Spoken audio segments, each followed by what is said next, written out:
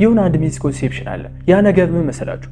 አንድ ጥናት ኢፊሽንት ነው ወይም ኢፌክቲቭ ነው የሚባለው አጭር ጊዜ ስለወሰደ ነው ብለን የምናስበው ነገር ነው። ይህ ነገር ለምን ስህተት እንደሆነ ላስረዳችሁ። ለምሳሌ አንድ አናሎጂ ልስጣችሁ። የሆነ ማሽን አለ። ያ ማሽን የድሮ ማሽን ነውና የተበላሸ ማሽን ነው። ያን ማሽን አሁን ላይ እንዲሰራልን እንፈልጋለን እና ያን ማሽን እየቀጠቀጥን ማለት ነው በፍጥነት እንዲሰራልን ብናደርገው ያ ማሽን ምን ሊያመጣልን ይችላል? የሚሰራው ስህተት ነው እንጂ ሊጨምር የሚችለው ኢፌክቲቭ የሆነ ነገር ሊሰጣችሁ አይችልም። ስለዚህ ስናጠናም እንደዛ ነው። የሆነ አንድ ማሽን አለ የምናጠናበት መንገድ።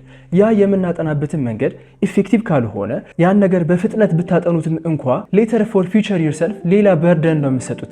ምክንያቱም በፍጥነት ነገሮችን ለመረዳት ለማጥናት በምንሞክርበት ጊዜ ብዙ ስህተቶች እንሰራለን። ለነዛ ስህተቶች ሶሉሽን ለማግኘት ደግሞ ሌላ ጊዜ ልናጠፋ ነው። ፎር ፊውቸር ማለት ባክ ፒሲ1 ፒሲ2 እያለው ማለት ነው የሆነ አንደርስታንድ ማድረግ ያለብኝ ፓቶፊዚዮሎጂ አለ። ያን ነገር አንደርስታንድ ባለማድረግ ምክንያት አሁን ላይ 5ኛ ዓመት የሕክምና ተማሪ ነኝ እና አሁን ላይ ብዙ በርደኖች አሉ። ምክንያቱም ፒሲ1 እና ፒሲ2 ላይ ባክ 2 ዓመት ከ3 ዓመት በፊት ከበር ማድረግ ያለብኝ አንደርስታንድ ማድረግ ያለብኝ ኮንሴፕቶች አንደርስታንድ ባለማድረግ ምክንያት አሁን ላይ አንደርስታንድ ማድረግ ያለብኝ ነገሮች ጨምሮብኛል። ስለዚህ ሌትስ ዲፋይን ኢት። ኤፊሺየንት ለርኒንግ ማለት ምን ማለት ነው የሚለውን ዲፋይን እናድርገው። 3 ዋና ኮምፖነንቶች ያስፈልጉናል። አንደኛው ዘ ታይፕ ኦፍ ኖሌጅ ነው።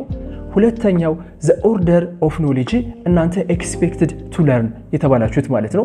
ሶስተኛው ደግሞ ታይም ነው ኦፍ ኮርስ። ስለዚህ እነዚህን ነገሮች በኦርደር መመልከት አለብን። አንድ ጥናት ኢፊሺየንት መሆኑን እነዚህ ኮምፖነንቶች መያዝ አለበት።